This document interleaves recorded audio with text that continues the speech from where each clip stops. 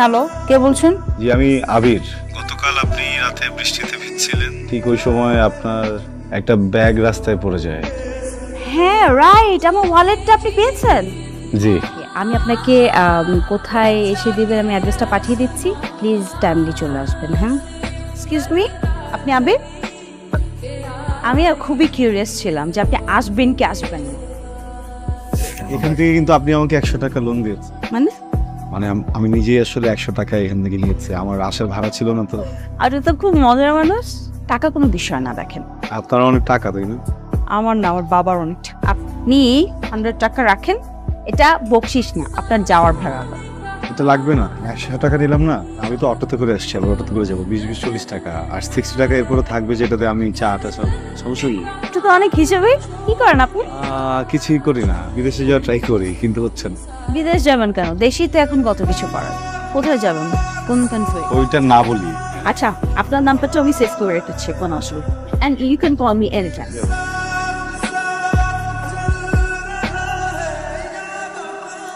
কি রে, তোর না এজেন্সিতে যাওয়ার কথা? বিকেলে যাবো না। বিকালে কেন? এখন যা। মা আমার এত মাথা ব্যথা করতেছে, আর রোজ অনেক বাইরে, বিকালে যাই। নবাব সাহেব আমার, সকালে খেয়ে আপনি বাইরে যান, আবার বিকালে খান। খেতে খেতে সর্বশান্ত করে আমার ঘাড়েই বসে খাচ্ছেন।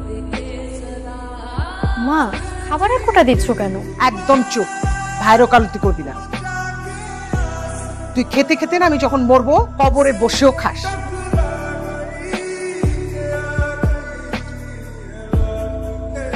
বলো আবির ভাই ছবিগুলো একটু রাখেন। যখন যেটা বলবো সেই সময় সেটাই করতে হবে, তাইলে তাড়াতাড়ি ভিসা হয়ে যাবে। ভাই আমি না সবকিছু বুঝতেছি, আমার আম্মা বুঝতেছে না, উনি খুবই উত্তেজিত, আপনি বুঝছেন? ওরে বাবারে, এত অধৈর্য হলে তো হবে না, এটা একটা প্রসেসিং এর ব্যাপার। জি ভাই আপনি একটু আগান। ঠিক আছে, দেখতেছি। তুমি ওই কিছু দিয়ে যাও, কাজ শুরু করে দিও। কিছু কি দিব ভাই বুঝিনি। টাকা দিবা, আর কি দিবা? আবার কিসের টাকা? বসে দিন পর পর যদি আপনি টাকা চান আমি টাকা কোত্থেকে এনে দিব ভাই? এটা কি নোয়াখালী বরিশাল যাচ্ছ? বিদেশে যাবা, আরো টাকা লাগবে। কিছু টাকা কত? 40-45 হাজার টাকা দিলেই হয়ে যাবে। ভাই আমি আপনাকে আর 1 টাকাও দিতে পারবো না।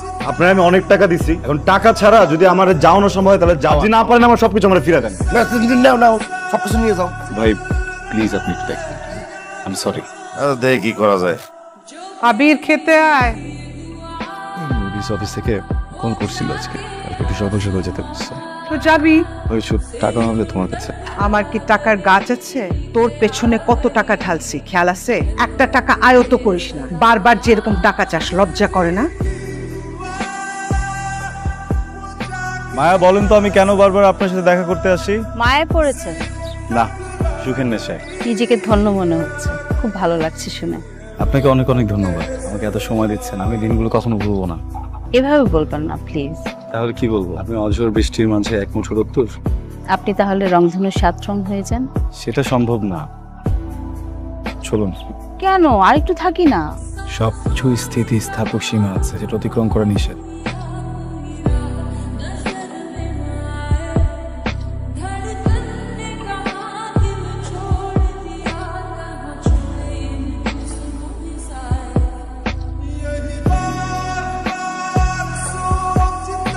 এই যে নবাব জাদা, দয়া করে একটু খেতে নামেন। আপনার মতো বেকার তো আমি না, সারাদিন কাজ করি, আমার তো বিশ্রামের দরকার আছে। নাকি খাওয়া নিয়ে বসে থাকবো সারাদিন? ভাইয়া মন খারাপ করিস না, খাবারটা রেখে গেলাম, প্লিজ খাবারটা খেয়ে নিস।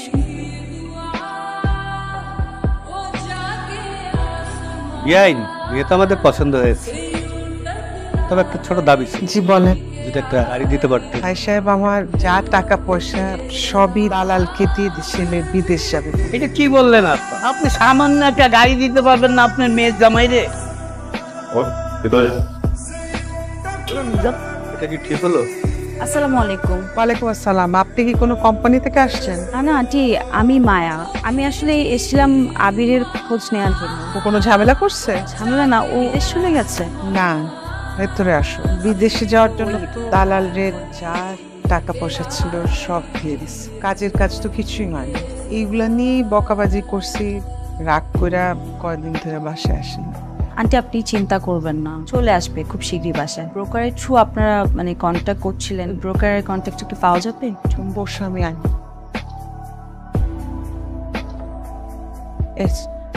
ওকে আন্টি, আমি দেখছি কি করা যায়, আপনি কোনো চিন্তা করবেন না। বলেন ম্যাডাম, কি হয়েছে? আপনি শফিক সাহেব? জি জি জি, পুরোটাই শফিক। আমি আবিরের ব্যাপারে কথা বলতে এসেছি। না, আবিরের ব্যাপারে কথা বলে কোনো লাভ নেই, কারণ ওর কপালে বিদেশ নেই। ওর বিদেশ যেতে আর কত টাকা লাগবে?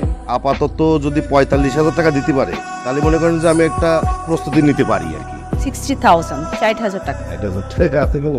এক সপ্তাহের মধ্যে ওকে পাঠানোর ব্যবস্থা। ভিসা হয়ে গেলে বাকি টাকা আপনাকে পাঠিয়ে দেবো। আর যদি না হয় তাহলে কি হবে জানেন? কি হবে বলো?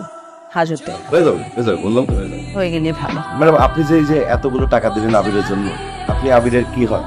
শুভাকাঙ্ক্ষী। আসসালামু আলাইকুম খালাম্মা, আবিরের ভিসা হয়ে গেছে। কি বলো? এখন যে কোনো মুহূর্তে ও বিদেশে যেতে হবে। সত্যি? আবির তোর ভিসা হয়ে গেছে। মামা, আমি তাহলে যাই। এই তোর ভাইয়ের ভিসা হয়ে গেছে। সত্যি? তুমি আমাকে বিশ্বাস করতো না? বিশ্বাস তো করি। কেন? তোমার কি মনে হয় আমি কখনো এমন কোনো ডিসিশন নেবো বা এমন কিছু করবো যেটা তোমাদের জন্য খারাপ হবো? কি বলিস বুঝি না। আমি বিদেশ যেতে চাই না মা। আমি এখানে থাকতে চাই। আমি এখানে থেকে অনেক পরিশ্রম করব, সবকিছু করব। ওখানে একটু বেশি কামাতাম, এখানে কম কামাবো। কিন্তু তোর কি আমাদের কথা কখনো মনে হয় না? সব সময় নিজের যেটা ভালো লাগে সেটাই করবি। বিদেশ যাইতে ইচ্ছা করছে, সব টাকা দিছি, এখন আবার যাবি না। এটা ঢং।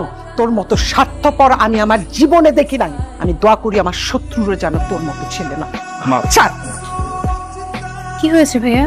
তুই যাবি না কেন? মা এত কষ্ট করে এত সব করলো, আর তুই এই সময় এসে বলতেছিস যে তুই যাবি না। ভাইয়া বল আমাকে কি হয়েছে? তোকে মায়ের কথা বলছিলাম না? হ্যাঁ। কেন যেন আমি মেয়েটার মায়ায় আটকে গেছে।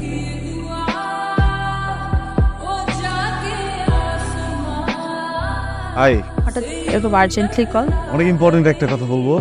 আজকে আমার লাইফের সব থেকে বেস্ট দিন, সব থেকে খুশির দিন। রিয়েলি? একটা গুড নিউজ আছে। আমারও আপনাকে একটা গুড নিউজ দেওয়ার আছে। তাই নাকি? আচ্ছা, আপনি বলুন। আমার বিয়ে ঠিক হয়ে গেছে।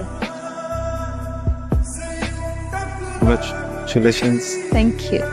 আমি আজকে কার্ডটা আনতে পারিনি, নেক্সট ডেতে কার্ডটা নিয়ে আসবো। ফ্যামিলি সহ আসবেন। আপনি কি যেন একটা গুড নিউজ দেবেন বললেন? ভিসা হয়ে গেছে আমার। Wow, congratulation. আমার যাওয়ার প্রিপারেশনের কিছু কাজ টাজ বাকি, তাহলে যাই। ওকে, সি ইউ সুন। মায়া, তুমি ফুলের মতো। Thank you. ভালো থেকো।